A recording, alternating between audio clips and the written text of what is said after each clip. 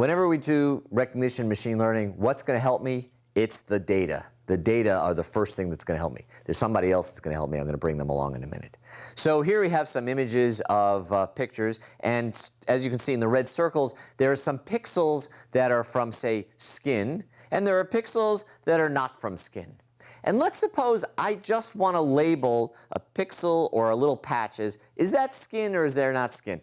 By the way, this is a cute little thing for those of you out there. We did a bunch of skin detection, et cetera, and in Sandy Pentland's lab, and I think Thad Starner was involved back when he was a student, it turns out the color of skin is pretty constant. The luminance changes, right? So some people, you may have noticed, are darker than other people. But they're darker, they just have more of the same pigment, right? The melanin pigment.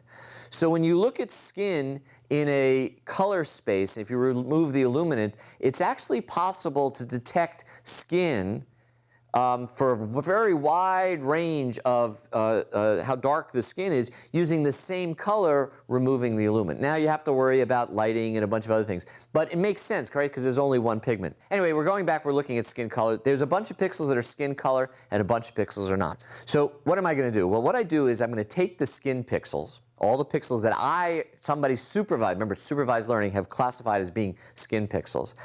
And I'm going to build a little histogram of their feature. Now the feature that we're using here is hue. Hue is essentially the color with the amount of brightness and saturation removed. It's, you know, how red, greenish, bluish, yellowish is the color.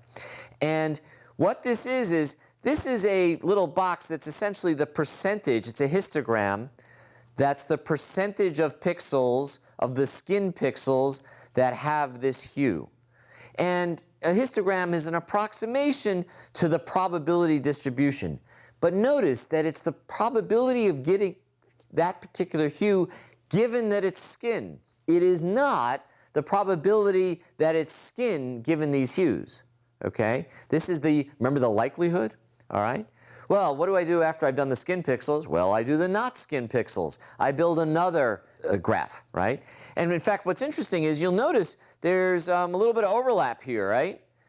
That's not too surprising. There are some, in fact, in real life, there actually would have been some down here too, et cetera, whatever. Because, you know, there are skin-colored pixels in the non-skin world, okay?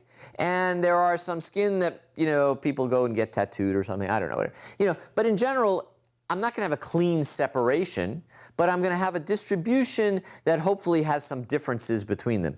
And again, this is the probability of getting that hue given that it's not skin, and it's not the probability of the other way around. So all we have at the moment is the probability of getting a hue given that it's skin, probability of getting a hue given it's not skin. But what do we really want to do? Well, somebody gives us a picture. This is a stunning picture of the Beatles, actually. I've never seen this picture before. Well, that's not totally true. I saw it the last time I gave this lecture, but you know what I mean. Anyway, we get in a new picture, and what we want to do is we want to label each pixel as being skin or not skin.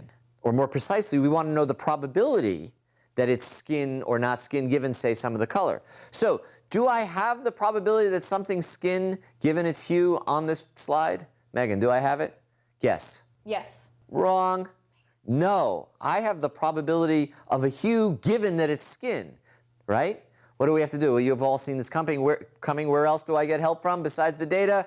I get help from Dr. Thomas Bayes, okay?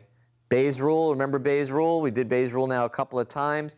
Bayes' rule says that the probability that it's skin given X, and that's referred to as the posterior, can be written as a prior. If I pull out some pixel and I don't tell you anything about it, what's the probability it's skin? That's the prior. And I multiply that by the likelihood, P of X, given that it is skin. Now, that we do have. Remember those histograms? That's the probability of getting a hue given that it's skin. So that we have from the data, all right?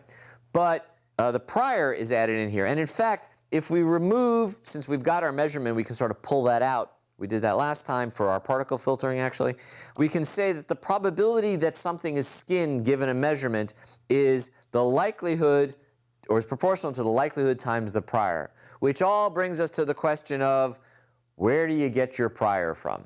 Okay? We've run into this problem before, and we told you to get in your car, drive to Greece, go to the Oracle, get a prior. Well, that's one thing you could do.